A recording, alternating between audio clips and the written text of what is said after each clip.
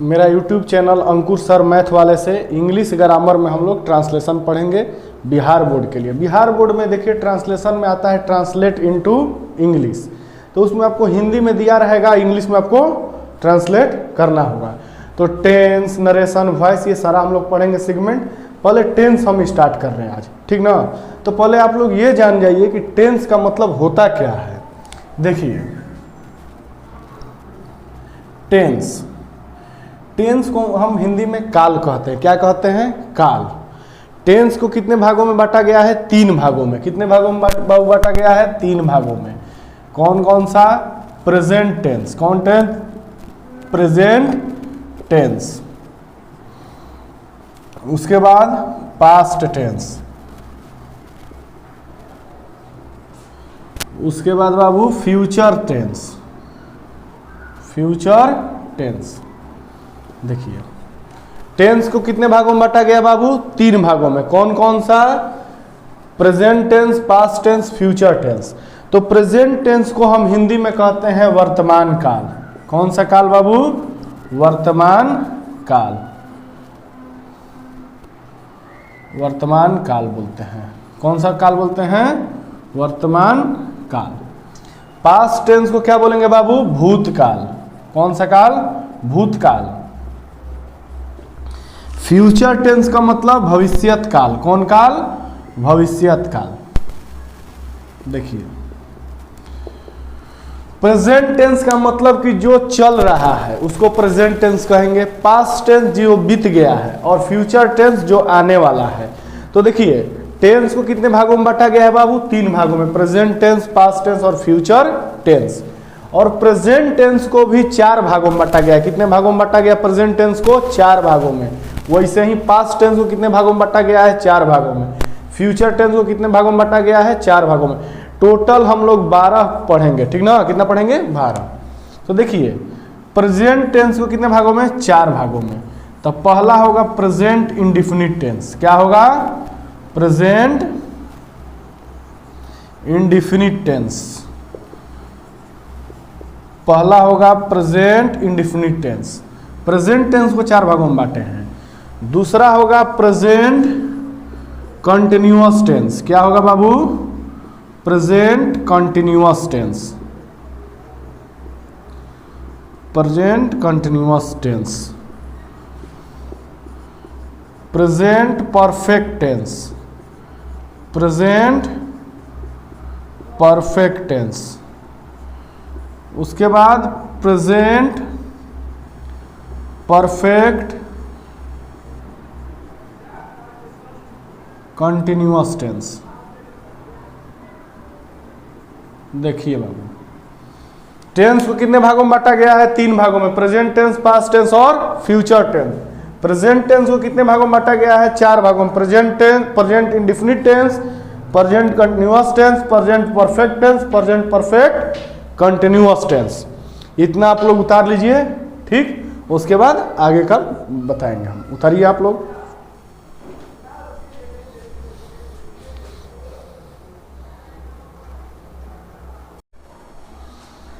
देखिए बाबू टेंस को 3 भागों में बांटा गया। Present tense, past tense, future tense. Present tense का हम देख लिए हैं चारों। Present indefinite tense, present continuous tense, present perfect tense और present perfect continuous tense.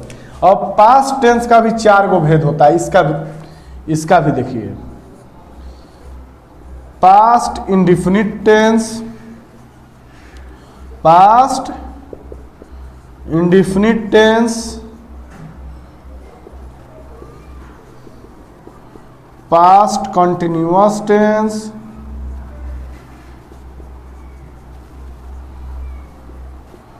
Past perfect tense, past perfect tense, past perfect continuous tense, past perfect continuous tense. देखिए past tense को कितने भागों में बांटा गया है? 4 भागों में। कौन कौन? Past indefinite tense, past continuous tense, past perfect tense और पास्ट परफेक्ट कंटिन्यूअस टेंस। ठीक है, आप लोग उतारिए।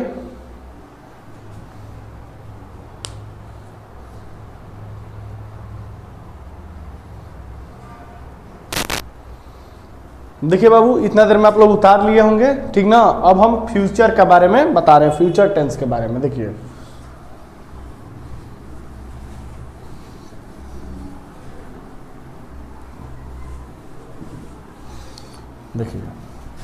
फ्यूचर टेंस को भी 4 भागों में बांटा गया है। कितने भागों में? 4 भागों में। तो इसका होगा पहला फ्यूचर इंडिफिनिट टेंस। कौन सा होगा? Future indefinite tense. Future indefinite tense. दूसरा होगा future continuous tense. Future continuous tense. तीसरा होगा future perfect tense. Future perfect tense. चौथा होगा future perfect continuous tense. Future perfect continuous tense. Future perfect continuous tense. देखिए फ्यूचर टेंस के भी 4 भेद होते हैं। कौन कौन? Future indefinite tense, future continuous tense, future perfect tense और फ्यूचर परफेक्ट कंटिन्यूअस टेंस। ये टेंस का इंट्रोडक्शन था। टेंस इतना हमको पढ़ना है, लाइन बाय लाइन। पहले प्रेजेंट इंडिफिनिट का 4 पढ़ेंगे, उसके बाद पास्ट टेंस का 4 पढ़ेंगे, उसके बाद फ्यूचर का 4 पढ़ लेंगे, उसके बाद टेंस हम लोग का खत्म। उसके बाद आपका वॉइस पढ़ाएंगे, नरेशन पढ़ाएंगे, ठीक ना। 9th 10th का सारा इंग्लिश ग्रामर का सिलेबस यहाँ पे कंप्लीट कराया जाएगा। ठीक,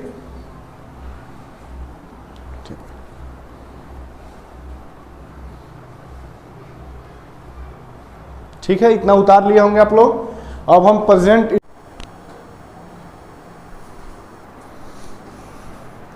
देखिए टेंस के बारे में हम बता दिए हैं। Present tense, past tense, future tense. Present tense के 4 भेद होते हैं: present indefinite tense, present continuous tense, present perfect tense और present perfect continuous tense.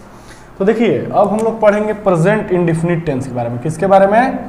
Present indefinite tense के बारे में। किसके बारे में जी? प्रेजेंट इंडिफिनिट टेंस के बारे में। देखिए ये जो टेंस हम पढ़ा रहे हैं स्पेशली बिहार बोर्ड के बच्चों के लिए, क्योंकि बिहार बोर्ड में ही हिंदी से इंग्लिश में ट्रांसलेशन करने के लिए आता है, ठीक ना। 9th 10th में बिहार बोर्ड के जो भी बच्चे हैं उनके लिए ये लाभदायक होगा। आप इसे देखें एक बार बस। प्रेजेंट इंडिफिनिट टेंस, मान चलिए कोई आपसे बोला कि प्रेजेंट इंडिफिनिट टेंस, भाई कि कोई में से हम लोग हैं तो हम लोग कोई पहचान होगा ना, वैसे इसका भी पहचान है। तो प्रेजेंट इंडिफिनिट टेंस का पहचान भाई क्या होगा? कैसे हम पहचानेंगे कि प्रेजेंट इंडिफिनिट टेंस है? क्या है कि इसमें तो 4 गुण है जी। प्रेजेंट इंडिफिनिट है, प्रेजेंट कंटिन्यूअस है, प्रेजेंट परफेक्ट है, प्रेजेंट परफेक्ट कंटिन्यूअस। आखिर चारों को भाई क्राइटेरिया वाइज बांटा हो गया होगा कि आखिर किसको हम प्रेजेंट इंडिफिनिट बोलेंगे, किसको प्रेजेंट कंटिन्यूअस बोलेंगे। तो सबका तो कुछ ना कुछ पहचान होता है ना जी। तो वैसे ही प्रेजेंट इंडिफिनिटों का एगो पहचान है। देखिए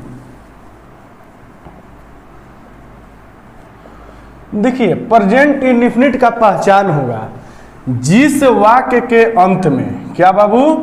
जिस वाक्य के अंत में, जिस वाक्य के अंत में ता है, ती है, ते है, लगा हो, तो उसे हम, लगा हो उसे हम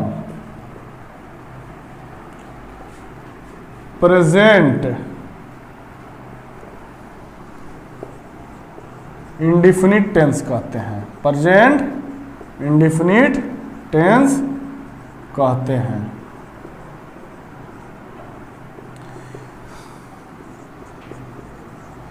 जैसे इसका एग्जाम्पल, राम खाता है, राम खाता है। उसके बाद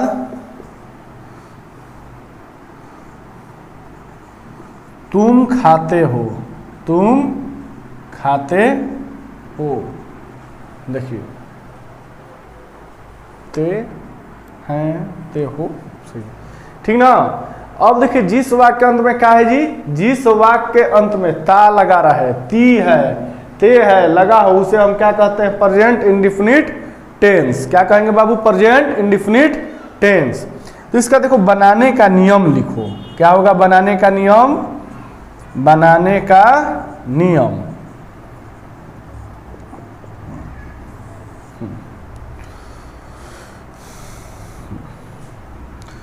थर्ड पर्सन, किसके साथ? Third person, third person singular number के साथ, थर्ड पर्सन सिंगुलर नंबर के साथ, थर्ड पर्सन सिंगुलर नंबर के साथ मुख्य क्रिया में, मुख्य क्रिया में एस या ईएस लगाकर बनाते हैं।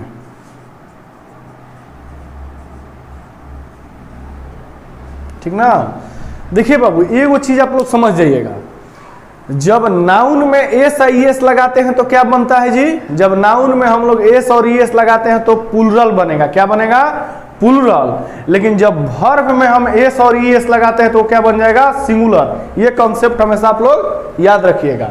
तो देखिए आप लोग इतना उतारिए, केवल जिस वाक्य के अंत में है ता है, ती है, ते है लगा, उसे हम क्या कहते हैं? Present indefinite tense. राम खाता है, तुम खाते हो, ये अफर्मेटिव सेंटेंस है, उसके लिए है ये। थर्ड पर्सन सिंगुलर नंबर के साथ मुख्य क्रिया में क्या लगता है? एस आई एस लगाकर बनाते हैं, ये अफर्मेटिव सेंटेंस है। यहां तक आप लोग उतार लीजिए, उसके बाद इसमें आगे हम बता रहे हैं बनाने के नियम। अच्छा ये बताइए, पहले पर्सन का तो जानकारी होगा ना जी आप लोग को? पर्सन किसको कहते हैं? सिंगुलर नंबर, प्लूरल नंबर किसको कहते हैं? ठीक, ये जानकारी होना चाहिए। ठीक ना? अगर नहीं तो हम पर्सन के बारे में भी आप लोग को डिस्कस कर दे रहे हैं। ठीक ना? इतना आप लोग लिख लीजिए, उसके बाद पर्सन, इतना पहले लिख लीजिए आप लोग।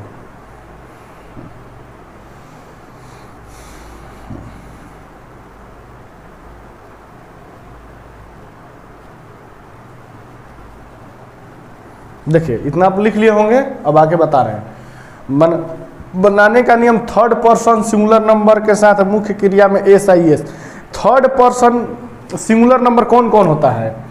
थर्ड पर्सन सिंगुलर नंबर ही होगा, सी होगा, इट होगा और एक नाम। इसी को क्या बोलते हैं हम? Third person singular number. ठीक ना? अब देखिए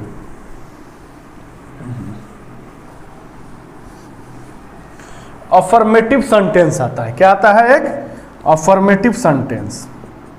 अफर्मेटिव, अफर्मेटिव सेंटेंस का बाबू स्ट्रक्चर देख लीजिए। अफर्मेटिव सेंटेंस का structure, subject verb plus object. समझ गए क्या होगा? Subject verb plus object. Verb में एस आई एस लगता है तो समझे। तो एग्जाम्पल 1 देखिए, पहला क्वेश्चन क्या है? राम खाता है, तो सब्जेक्ट क्या है इसमें? राम। ऑब्जेक्ट तो कुछ है नहीं, लिखा रहता कि राम आम खाता है, तो आम ऑब्जेक्ट हुआ। केवल क्या लिखा है? राम खाता है, तो खाना का होगा ईट। अच्छा ये बताइए कौन है? थर्ड पर्सन का सिंगुलर नंबर है ना जी, तो थर्ड पर्सन सिंगुलर नंबर के साथ एस लग जाता, क्या हो जाएगा? राम ईट्स। दूसरा क्वेश्चन क्या है जी? तुम खाते हो, तुम क्या होगा? You. You third person singular number है? नहीं, ये क्या है? ये सेकंड पर्सन है, तो सेकंड पर्सन के साथ तो क्रिया जस का तस रहेगा, तो यू ईट हो जाएगा। क्या हो जाएगा बाबू? You eat. ये किसके बारे में बताए हैं? प्रेजेंट इंडेफिनिट टेंस में कौन सा सेंटेंस? अफर्मेटिव सेंटेंस के बारे में। अफर्मेटिव सेंटेंस का स्ट्रक्चर क्या होता है बाबू? सब्जेक्ट वर्ब और ऑब्जेक्ट। पहला क्वेश्चन था राम खाता है, तो राम ईट्स। क्यों हुआ ईट्स बाबू? क्योंकि जब भी थर्ड पर्सन सिंगुलर नंबर रहेगा उसमें हम एस और ई एस लगाते हैं मुख्य क्रिया में। ठीक ना? उसके बाद दूसरा क्या है? तुम खाते हो, ये क्या है? सेकंड पर्सन, इसके लिए यू इट केवल होगा। ठीक, अफर्मेटिव सेंटेंस का आप लोग स्ट्रक्चर समझ गए? ठीक है, इतना आप लोग देख लीजिए, उसके बाद हम आगे निगेटिव सेंटेंस बता रहे हैं।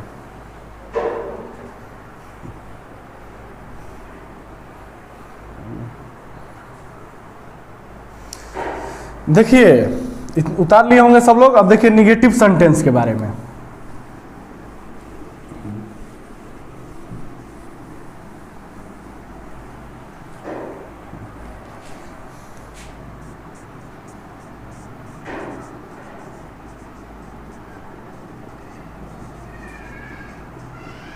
निगेटिव सेंटेंस के बारे में।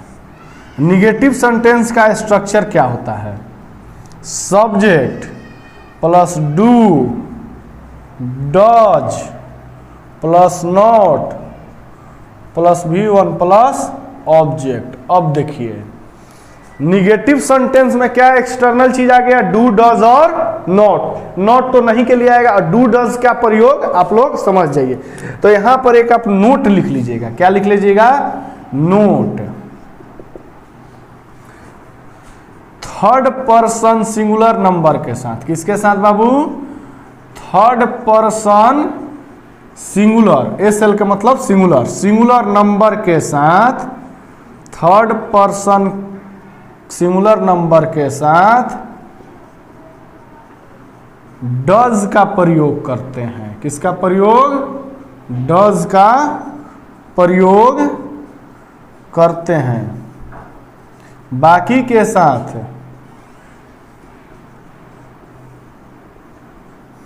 डू का प्रयोग करते हैं।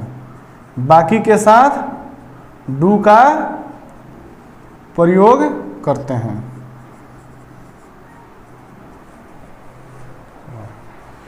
थर्ड पर्सन सिंगुलर नंबर के साथ क्या करते हैं बाबू? डज का प्रयोग, और बाकी के साथ डू का प्रयोग। ठीक। अब देखिए इसमें पहला क्वेश्चन क्या है? राम नहीं खाता है। राम नहीं खाता है। तो देखिए राम का क्या हो जाएगा? राम हो जाएगा, ऑब्जेक्ट तो रामे है, सब्जेक्ट बल्कि। और डू डज, राम कौन सा है जी? थर्ड पर्सन सिंगुलर नंबर, तो थर्ड पर्सन के साथ कौन सा प्रयोग होगा? डज। तो Ram does not eat. Ram does not eat. जब डज में एस और एस लग गया है तो इसमें हम लोग एस आई एस मुख्य क्रिया में नहीं लगाएंगे। ठीक ना? थर्ड पर्सन सिंगुलर नंबर के साथ डज का और बाकी के साथ डू का प्रयोग करते। आप इतना उतार लीजिए। उसके बाद हम निगेटिव सेंटेंस समझ गए। उसके बाद आप लोगों को हम इंट्रोगेटिव सेंटेंस के बारे में समझा रहे हैं।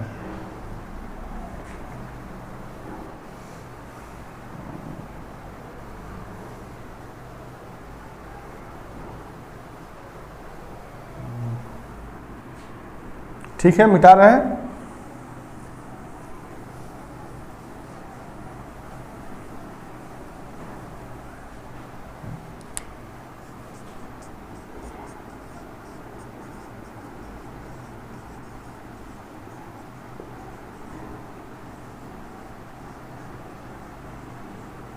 इंट्रोगेटिव सेंटेंस का मतलब कि प्रश्नवाचक, जिसे प्रश्न, इंटेरोगेटिव मतलब कि प्रश्नवाचक, मतलब कि ये प्रश्न करेगा। स्ट्रक्चर क्या होगा इसका? Do does plus subject plus verb plus object. ठीक है। इसका पहला एग्जांपल देखिए। क्या राम खाता है? क्या राम खाता है? देखिए अफर्मेटिव में क्या था? राम खाता है। और निगेटिव में क्या? राम नहीं खाता। और ये इंट्रोगेटिव मतलब प्रश्न पूछ रहा है, क्या राम खाता है? तो क्या राम खाता है? तो इसका क्या बनेगा बाबू? राम है, राम के लिए क्या हो जाएगा? डज। तो इसको लिख देंगे डज, राम का राम, डज राम ईट। और इंट्रोगेटिव है तो इस प्रश्नवाचक चिन्ह देना जरूरी है। ठीक ना? तो डज राम ईट। क्या बनेगा बाबू इंट्रोगेटिव का? डज राम ईट। क्या राम खाता है? इंट्रोगेटिव सेंटेंस का क्या स्ट्रक्चर होगा? Do does plus subject plus verb plus object. इतना समझ गए आप लोग? ठीक है। देखिए हम लोग अफर्मेटिव सेंटेंस पढ़ लिए, निगेटिव सेंटेंस पढ़ लिए, इंट्रोगेटिव पढ़ लिए। अब क्या आएगा बाबू हम लोग को पढ़ने के लिए? Negative plus interrogative. तो देखिए negative plus interrogative, negative plus interrogative, interrogative sentence. Negative plus interrogative sentence, इसका स्ट्रक्चर देख लीजिए। Do does plus subject plus not plus verb plus object. देखिए इसका एग्जांपल देखिए, निगेटिव प्लस इंट्रोगेटिव सेंटेंस का structure क्या होगा बाबू? Do does subject plus not plus verb plus object. तो देखिए इसका एक एग्जांपल लिखिए, क्या राम नहीं खाता है? क्या राम नहीं खाता है?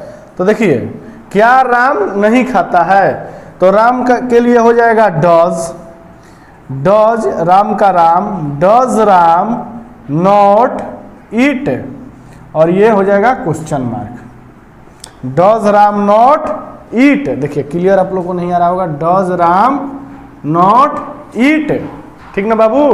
क्या राम नहीं खाता है, क्या होगा बाबू? Does Ram not eat. यहां से उतार लीजिए आप लोग निगेटिव इंट्रोगेटिव सेंटेंस का स्ट्रक्चर देखिए, do does subject plus not plus V1 plus object और क्वेश्चन मार्क। उसके बाद देखिए क्या राम नहीं खाता है, डज राम नॉट ईट, ठीक ना? अब एक एग्जांपल और आप लोगों को बता दे रहे हैं।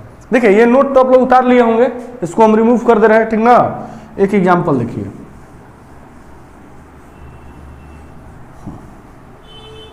दूसरा, क्या तुम नहीं खाते हो? क्या तुम नहीं खाते हो? तो देखिए तुम कौन सा है? तुम क्या है बाबू? सेकंड पर्सन, केवल थर्ड पर्सन सिंगुलर नंबर के साथ क्या प्रयोग होगा? डज, और बाकी के साथ डू। तो क्या हो जाएगा बाबू? डू यू नॉट ईट, क्या तुम नहीं खाते हो? डू यू नॉट ईट और क्वेश्चन मार्क, ठीक ना? आप लोग समझ गए निगेटिव प्लस इंट्रोगेटिव सेंटेंस। इसके बाद हम लोग केवल पढ़ना है WH क्वेश्चन। कौन सा बाबू? WH question.